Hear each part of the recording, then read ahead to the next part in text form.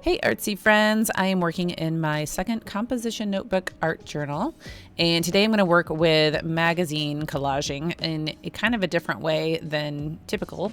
I have a huge stash of magazines. I taught an art journaling class for like junior high school at a homeschool co-op, and I collected from the library and from a dentist office and just different places a bunch of old magazines. So I'm going to start by finding strips of color. I'm looking for pages that have mostly solid colors. It's hard to find completely solid colors, so I'm okay with it having a little bit of variation. So just mostly solid. Like this blue page is totally fine, even though it has a little bit of yellow on the edge. Chances are I might be cutting off the edge anyway, but it doesn't matter. And right now I'm looking for any and every color of the rainbow.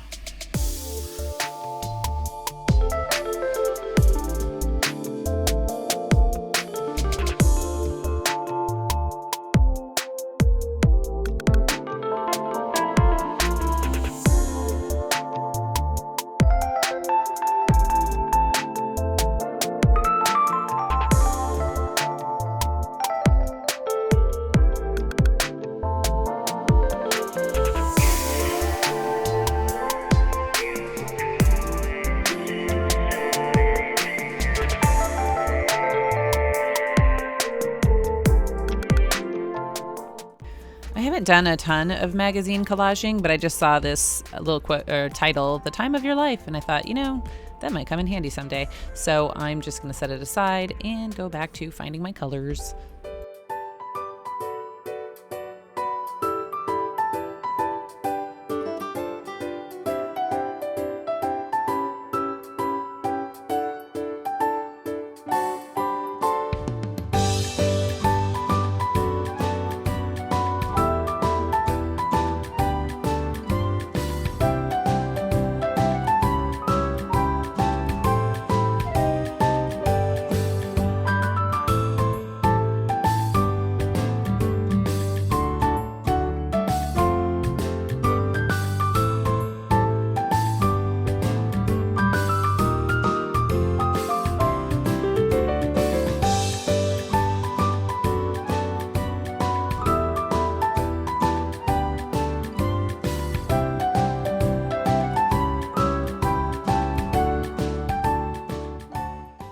So I think I've collected enough strips, and I'm just kind of putting them in rainbow order so that I can find what I'm looking for right away.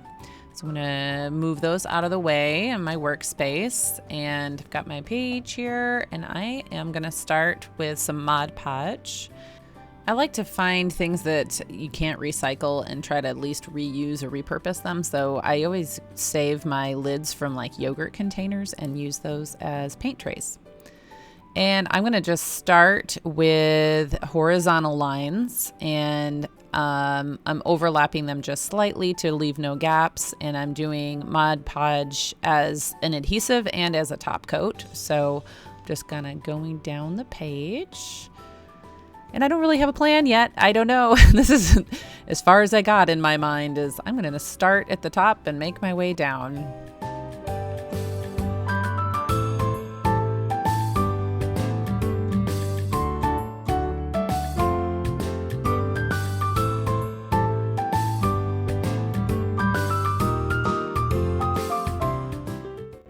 So I thought I'd switch it up and do some vertical lines, and I realized that black strip at the bottom is going to be a good way to create the bottom like boundary line.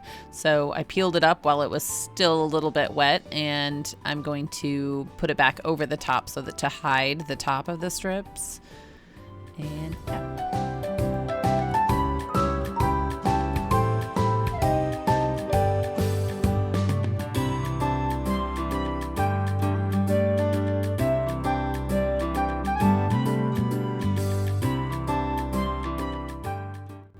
Okay, notice I saved the trimming of the edges till I was already all finished. So this is really satisfying. I feel like I'm giving it a haircut, and then it gives it a nice clean edge.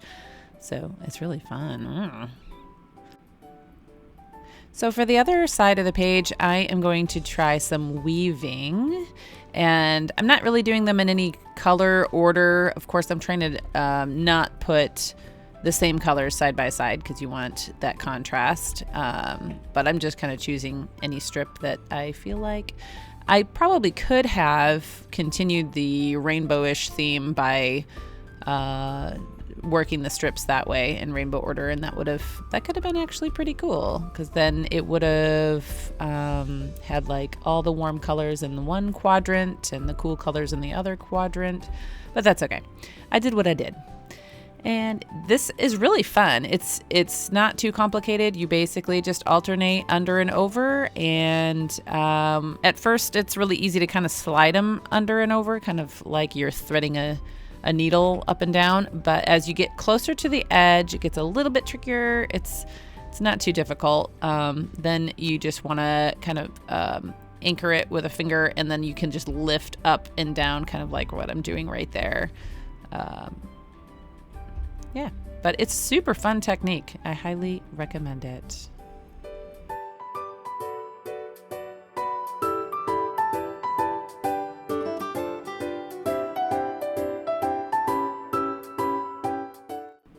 So to avoid gaps, you just really want to squish it together, just all the little pieces to try to avoid gaps.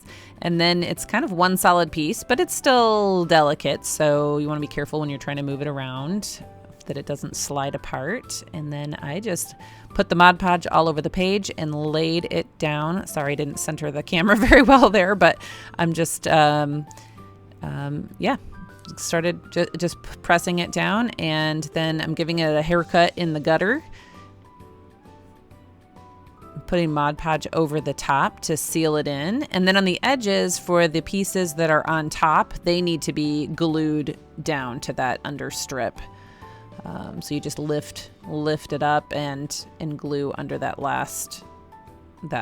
that last strip. Yeah. And then I am going to give it another haircut. Isn't that fun? Oh, I thought about leaving some just hanging off and like doing that funky, messy junk journal-y kind of feel where you have edges sticking out, but I decided against it. I just wanted the clean line. I'm telling you, these trimming of the edges, I don't know what it is. It's just really satisfying. But that center right there needs something. So I grabbed this tape this is tape for, I don't know, my husband got it for like foosball handles or for like tennis. It's a sports tape kind of thing. So it's almost like a fabric.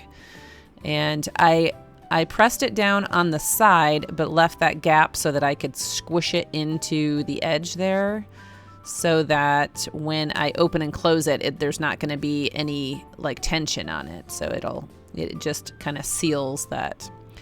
So now what to do? So now I need some quote, and I decided to do a Bible verse. I'm trying to remember what I read this morning. Was I in Proverbs? No, I was in Psalms 24.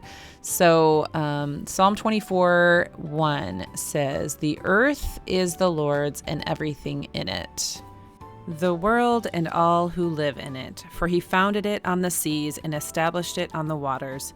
Who may ascend the mountain of the Lord? Who may stand in his holy place? The one who has clean hands and a pure heart, who does not trust in an idol or swear by a false god. They will receive a blessing from the Lord and vindication from God their Savior. Such is the generation of those who seek him, who seek your face, God of Jacob. Lift up your heads, O gates. Be lifted up, you ancient doors, that the King of glory may come in. Who is this King of glory?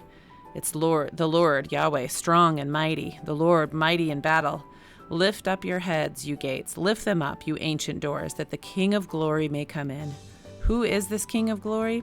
Yahweh Almighty. He is the King of glory." So as I was reading that, you can see in the video, I created an earth. I thought, oh, wouldn't it be awesome if I could flip through a magazine and find a picture of the earth? But I thought I could spend hours, days looking for that and never find it. So I made my own. I just cut out a little circle scene from a watery beach, and then made some, I needed just green for, land.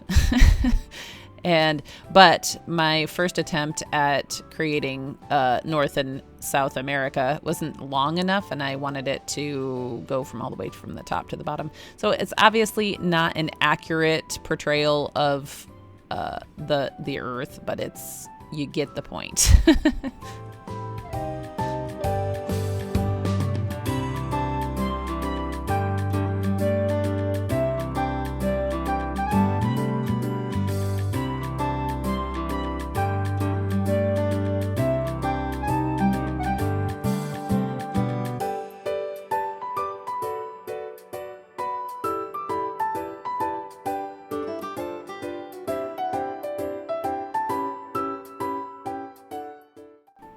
So trying out my little world there, it needs a little bit more contrast to pop off. It just kind of blended in a little too much. And I liked having this kind of purpley blues, reds on the outside, but still now I'm deciding, do I want to use black or white to make it pop? And I think white, because I have more white on the page.